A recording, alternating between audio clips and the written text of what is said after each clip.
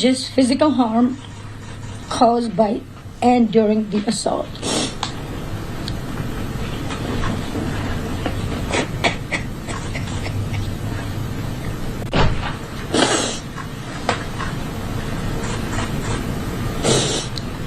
It's a pain that reaches into your very core of who you are and leaving emotional scars that may never fully heal.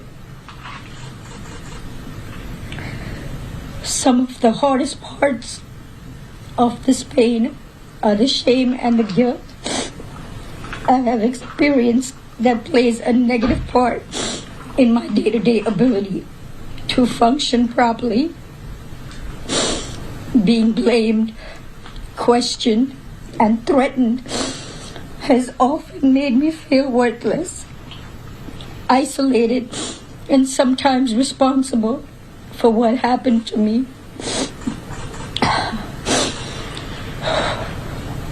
My family issues made the pain even worse. I was already going through a divorce at the time of the assault and did not get the support that I needed. I was also faced with disbelief and judgment. This has put a strain on my selection of men and relationships. To be also very clear, and I'm just only adding context here, and this is context without judgment. This is not my place to speak on if I believe her or if I don't believe her at this point. The event she's talking about happened in 2001, 23 years ago.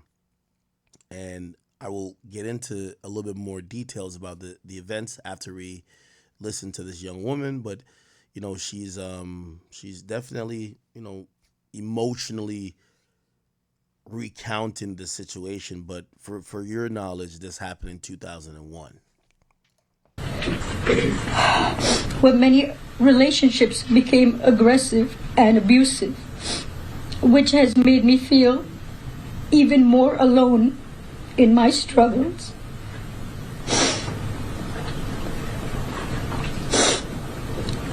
I go through spells of being distant and withdrawn that it's sometimes so hard to leave my house. The trauma of the assault has taken a toll on my mental health. I've had PTSD, depression, and anxiety. I'm emotionally scarred.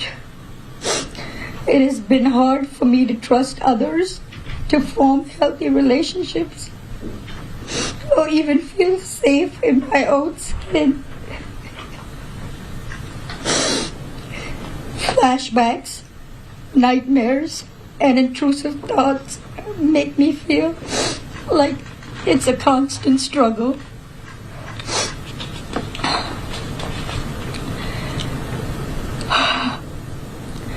I also suffer with physical problems such as chronic pain, sexual discomfort. The violation I have experienced during the assault has had lasting effects on my body, causing ongoing health problems and complications. The combination of physical and emotional pain has created a cycle of suffering from which it is so hard to break free. I want to continue on this journey towards recovery and healing. I'm glad that he is locked up, but that's a temporary feeling of relief.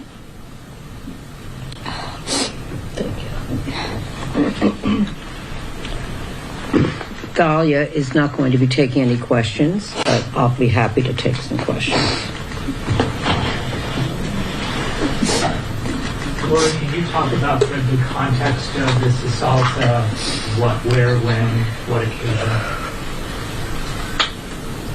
The question is, can I speak about the context of this alleged assault? No.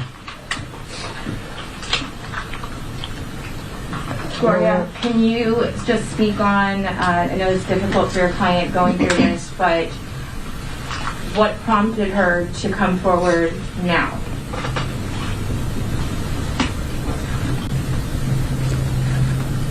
It was time to file this lawsuit. Gloria, what do you know about the video that was allegedly recorded during the alleged violation? Question is, what do I know about the video that was recorded? Yeah, what do you know? Where is it now? Is it still? Where is the video? Yeah. There are many details in the complaint. The complaint alleges that it was taken without her knowledge and consent, that she wouldn't have consented, that it was then published and viewed by others, and may still be out there being viewed. Gloria, did the allegations in this complaint overlap in any way with the criminal charges against Mr. Combs? The question is, does this complaint overlap with the criminal charges that have been filed? My understanding of the criminal charges are that the charges are sex trafficking, RICO, and transportation of a prostitute.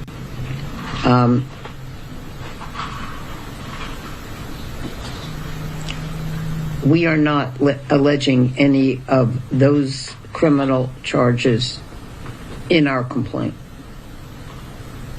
Has she been in touch with federal prosecutors at all? Question is, have I been in touch? Has you or your client been in touch with federal prosecutors about her allegations? About this? I have no comment. Gloria, what about a grand jury? Pardon me? Grand jury, federal prosecutors, or grand jury? Has Ms. Graves spoke to either? Is the question, has she testified before the grand jury? Is that the question? Yes.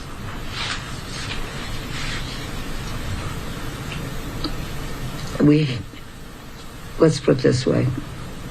I never comment on whether any of my clients have testified before the grand jury or will testify before the grand jury,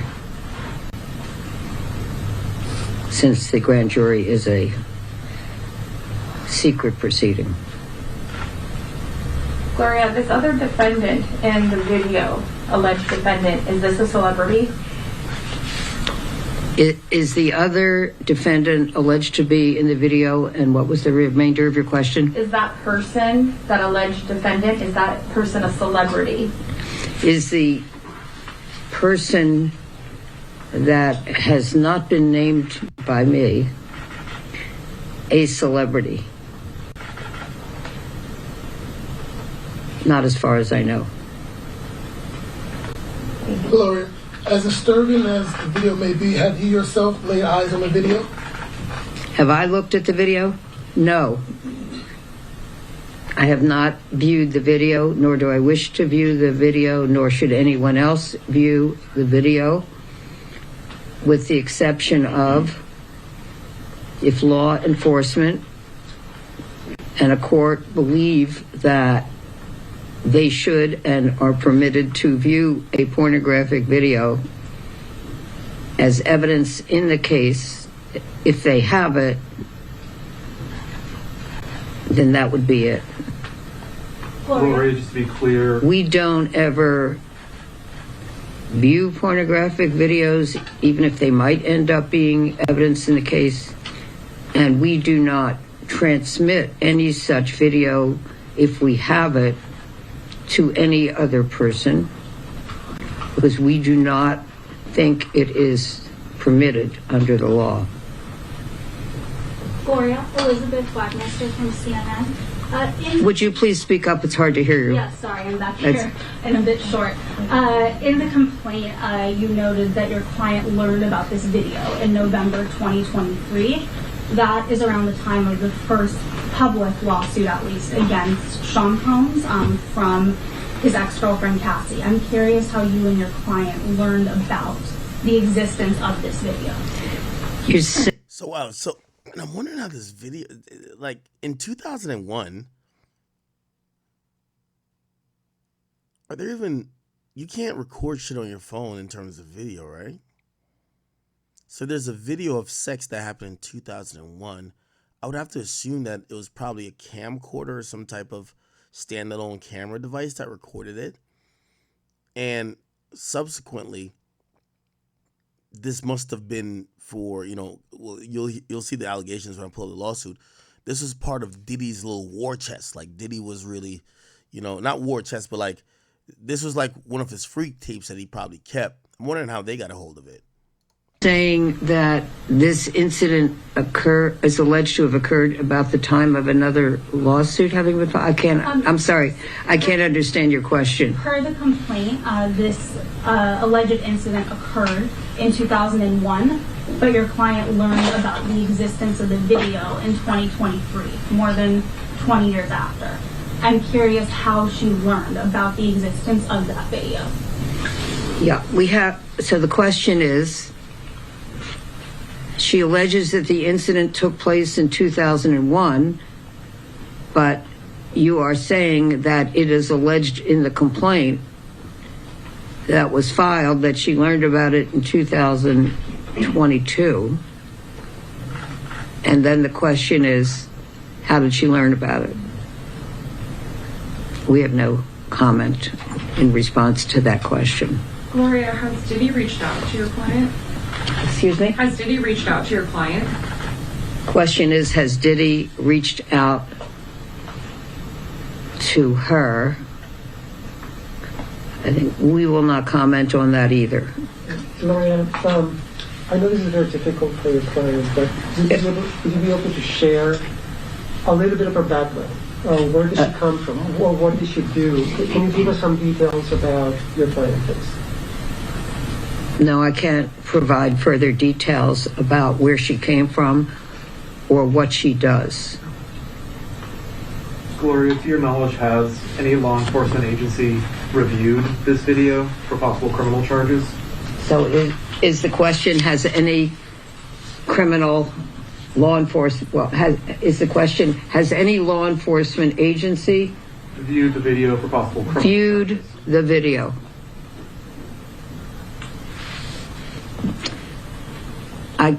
I'm not able to answer that question. All right.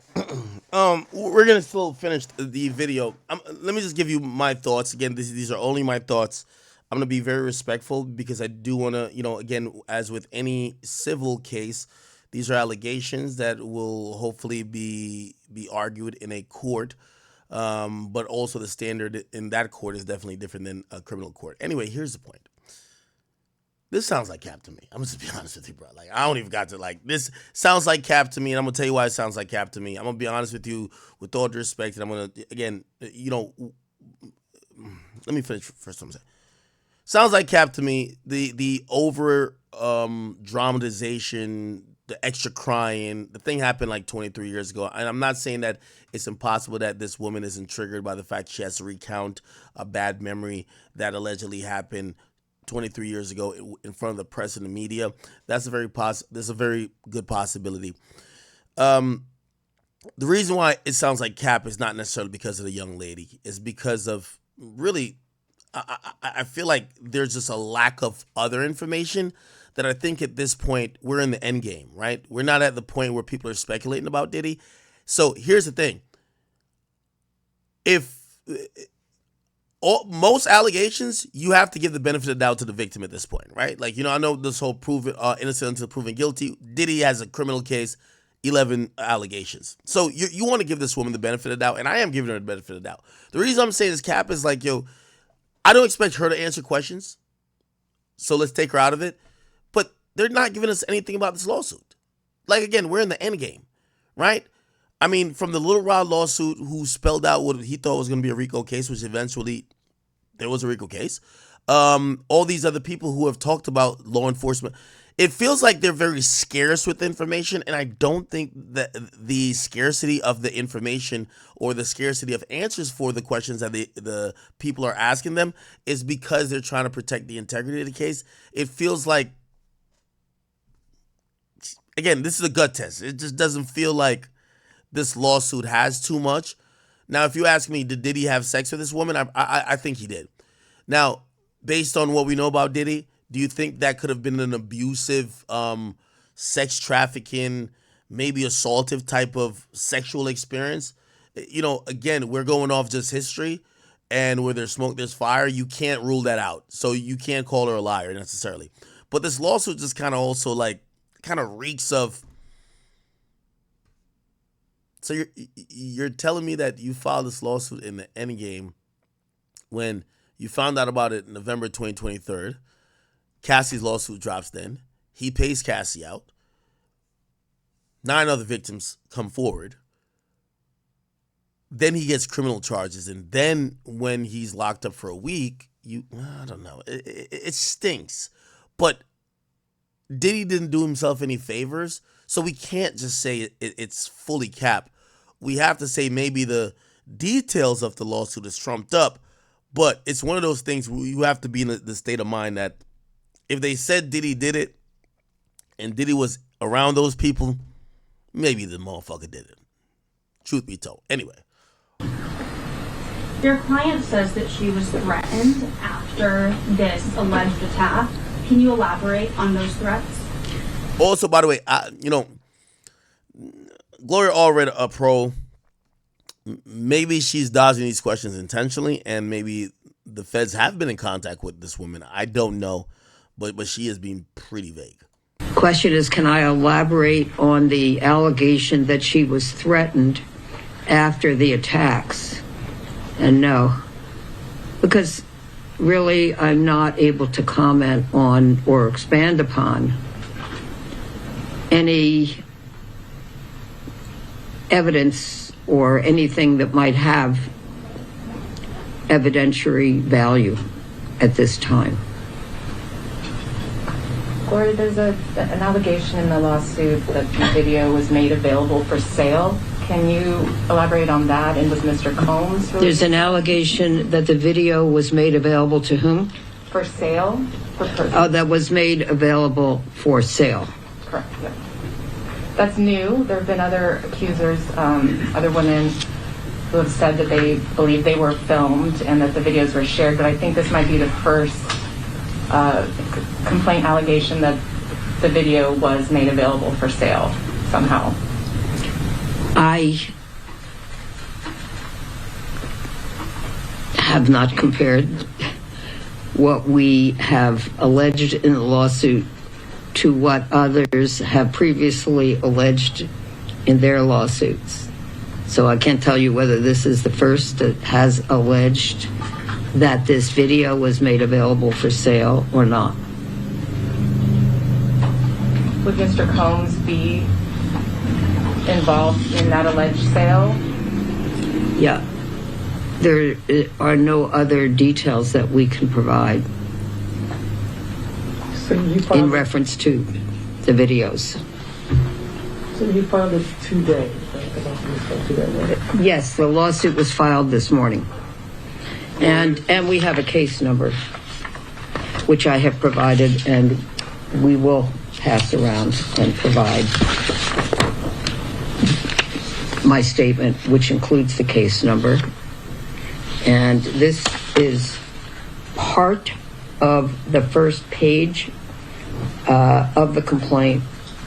So you want to stand up and hold this? It's just, are you okay? Want to stand up? Are you able to? Here.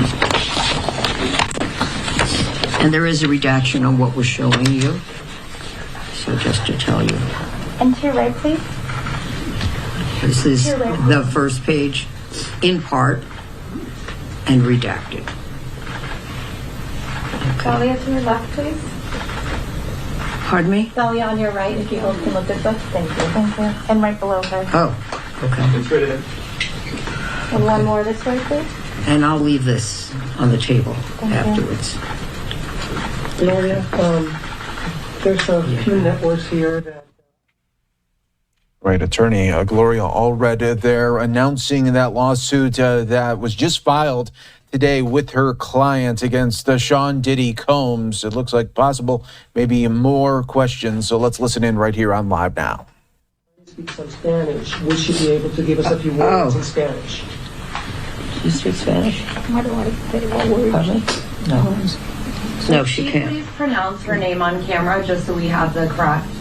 Do you want to pronounce her name? Talia Graves. Okay, thank you. Miss Gloria, are you in contact with the person who told your client about the video described in the lawsuit? We cannot disclose who we're in contact with in order to have investigated this claim or any investigation that may ensue after this press conference.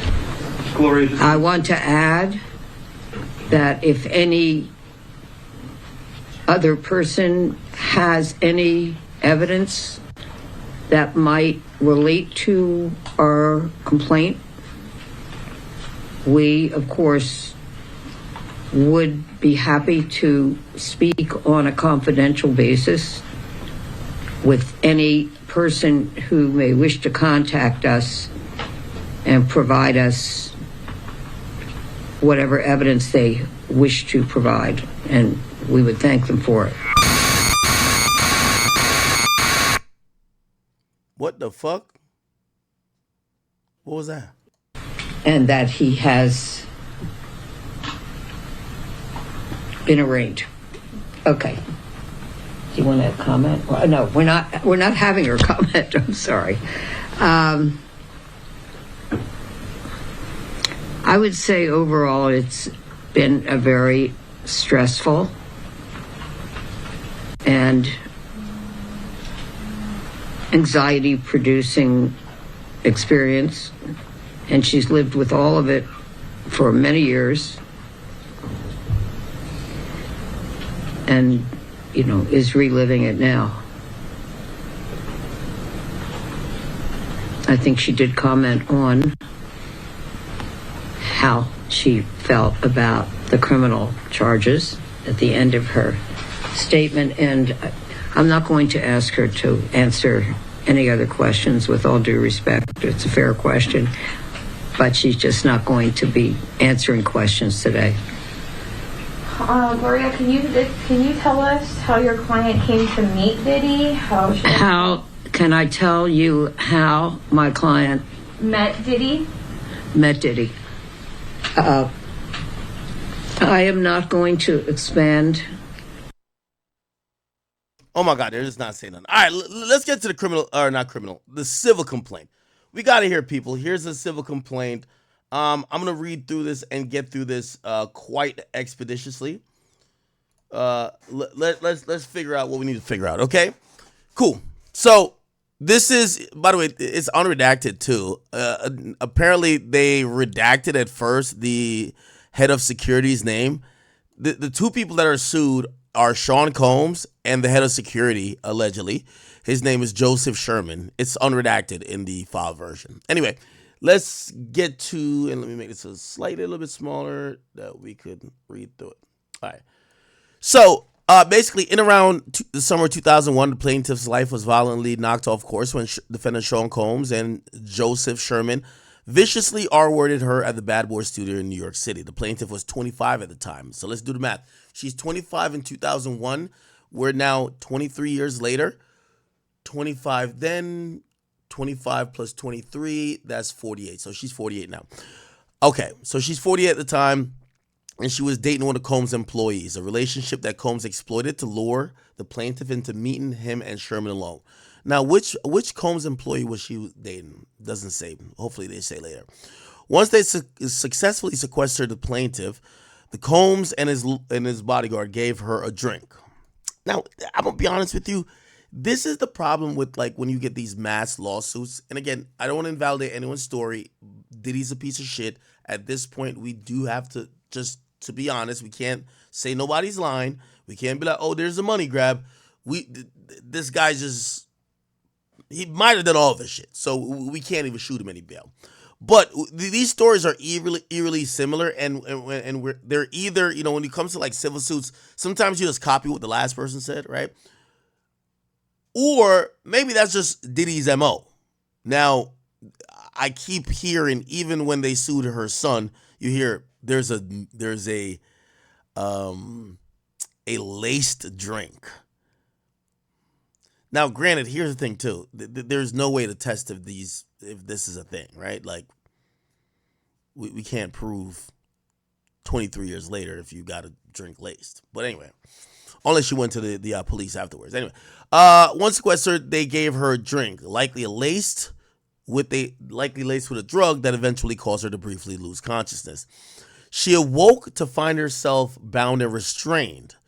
Combs and Sherman proceeded to brutally sexually abuse and violate the plaintiffs. Combs mercilessly R-worded her anally and vaginally. Sherman forcefully slammed the plaintiff onto a table, slapped her, repeatedly thrust his penis in her mouth. Both men were undeterred by the plaintiff's cry for help during the attack. Plaintiff never recovered from the defendant's violent R-word. She has suicidal thoughts and ideation and has received extensive psychological treatment because of the defendant's attack. For that case, she remained silent and did not report the crime out of fear the defendants would use their power to ruin her life, as they repeatedly, explicitly threatened to do. To this day, plaintiffs suffer from severe depression, anxiety, and panic attacks, and still lives in fear of the defendants. Any progress plaintiff has made in healing from the attack over the years was dramatically reversed around November 27, 2023, when she learned for the first time that Diddy and the guy had video recorded the horrific R-worded event 22 years before, and has shown the video to multiple men seeking to publicly degrade and humiliate both the plaintiff and her boyfriend. Plaintiff could not believe the defendant would record themselves committing such gruesome crime, and then proceed proudly to widely disseminate the recording of it. She was distraught and sunk into a deep depression. She again considered ended her life. The action seeks redress for the defendant's brutalizing, misogynistic, and violent attacks on the plaintiff, started in 2001 with the grape, and continuing in the subsequent years as they compounded her humiliation by showing the video of the assault to others. The plaintiff is a female who resides in Harris County, Texas, pretty much Houston. Defendant Sean Combs is a male, blah, blah, blah. Okay, cool. This is just describing the guy. And then this is the defendant, Joseph Sherman. Big Joe is a male who, on information and belief, resides in Westchester County. Upon information and belief, he was employed by Combs during that period. The facts, okay, yeah, okay. All right, so that's the bodyguard. They're talking about all the defendants, which are his companies at that point. So let's skip. Jurisdiction and venue, we can skip that. Factual allegations, the plaintiff immigrated to New York City when the plaintiff was a teenager in connection with her mother's work. Her family ultimately settled in Regal Park, where she completed her education. Combs was known by the name Puff Daddy, P. Diddy, Puffy, Diddy, Brother Love, or Love is a prominent rapper. Okay, we know all that. All right, they owned fashion line Sean John, Ciroc, Cable Media Company, Revolt, as detailed below. He has and this is where these civil suits always do. They piggyback off other civil suits in a sense. They're like, he has a long history of violence and abusing and R-wording women. Again, that history would have only been documented via civil lawsuits that have been filed, which are allegations. And there have been several civil lawsuits filed against Combs in the past year alleging sexual violence and abuse. On September 16, 2024, Combs was arrested. They're just the same factual stuff. Okay. Defendant Sherman was also known as Big Joe. He was employed by Combs as his bodyguard and head of security during the relevant time period. described herein and served in various roles in the Combs Corporation. He was the founder of Rhymes and Dimes magazine, Inc., a New York State registered corporation, and through or in connection with the company produces and distributes pornography. Upon information, okay, Jesus Christ. Okay, so back to 2001, the plaintiff receives a call from Combs concerning her boyfriend's employment at Bad Boy. Okay, that's a little bit odd. If your boyfriend is working for Diddy, why would Diddy call you? But okay, let's see if that happened. He told her he wanted to meet with her in person to discuss her boyfriend's supposed performance issues. That's a little bit odd. If I'm working for if say my girlfriend's working for some company, why would I get a call about her performance? But whatever, cool. Her boyfriend was determined to climb up the ladder at Combs' record label, and as his romantic partner, the plaintiff was committed to helping him. The plaintiff agreed to meet with Combs. In retrospect, it was evident a sick and twisted way of using his ownership and title at Bad Boy and the affiliate entities to abuse the plaintiff and show his power and ability to humiliate her boyfriend, his executive. Okay, never mind. So an executive at the time was her boyfriend. Let's see if we could figure out who that was. Thalia Graves' boyfriend. Who's her boyfriend?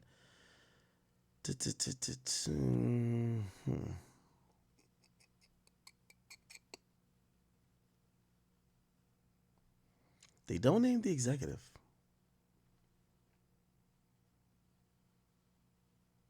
Okay. We'll hopefully find out. All right, cool.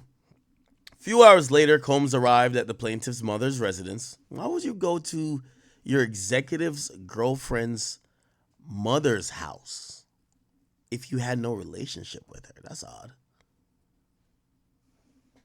A few hours later, Diddy goes to the plaintiff's mother's residence in Queen with Sherman, his bodyguard, who was employed at the time. He was driving an SUV and Combs was in the back seat. After the plaintiff entered the vehicle, I guess she hopped in the vehicle, Combs offered her a glass of wine. She accepted.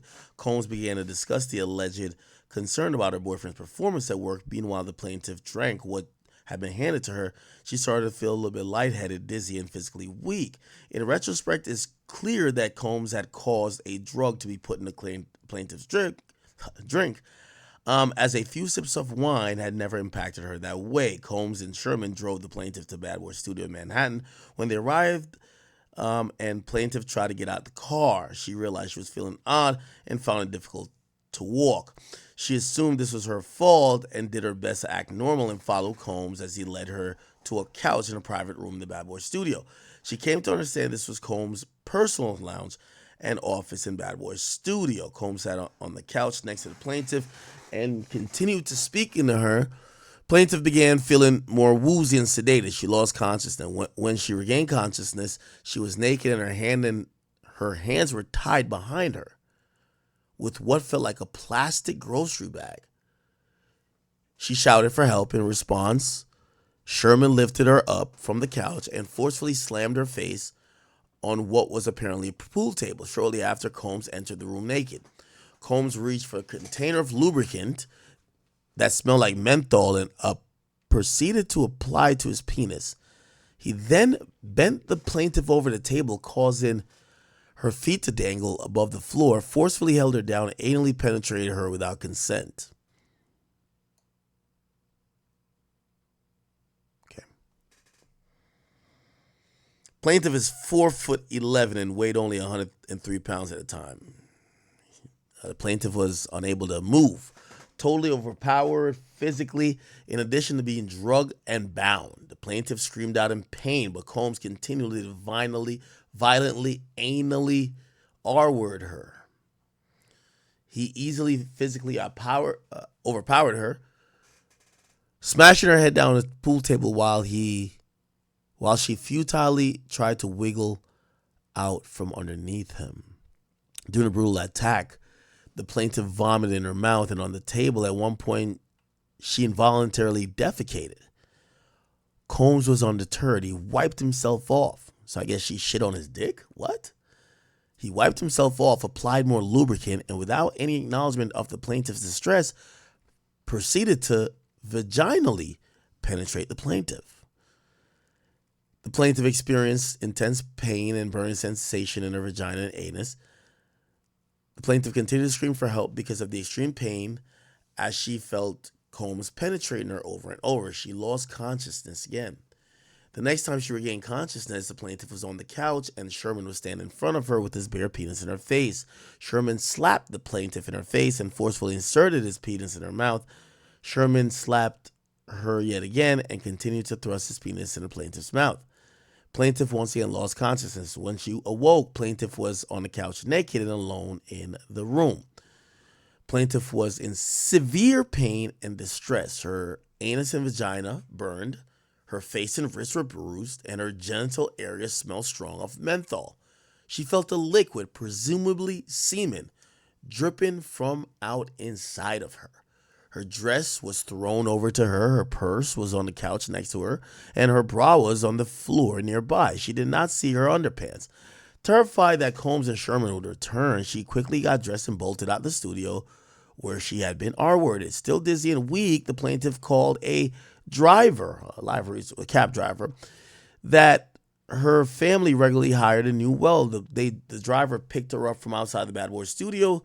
She was disheveled, crying uncontrollably, and suffering from agonizing pain. The driver drove her to a hospital and tried to convince her to report the R word and get a R kit, but she was unable to leave the car, shaking and crying hysterically, and was terrified of what Combs would do to her and her family if she reported him. Now this is the aftermath. They sustained serious physical injuries after the R word. As noted, she had burn in her vagina and anus, bruising on her wrist and face, and in the days after the assault, she suffered from prolonged anal bleeding and hemorrhoids. Because of Combs' power and notoriety, the plaintiff was afraid to report what had happened. She was involved in a contentious divorce and custody battle at the time, and feared that the report in the R word could cause her to lose custody of her young child. I'm trying to make sense of this. So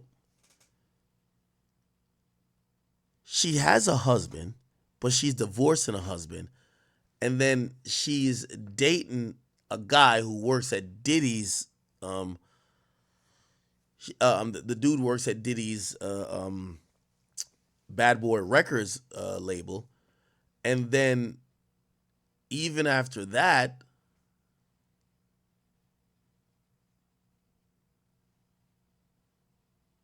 she still hung out with Diddy alone. Whatever. All right, cool.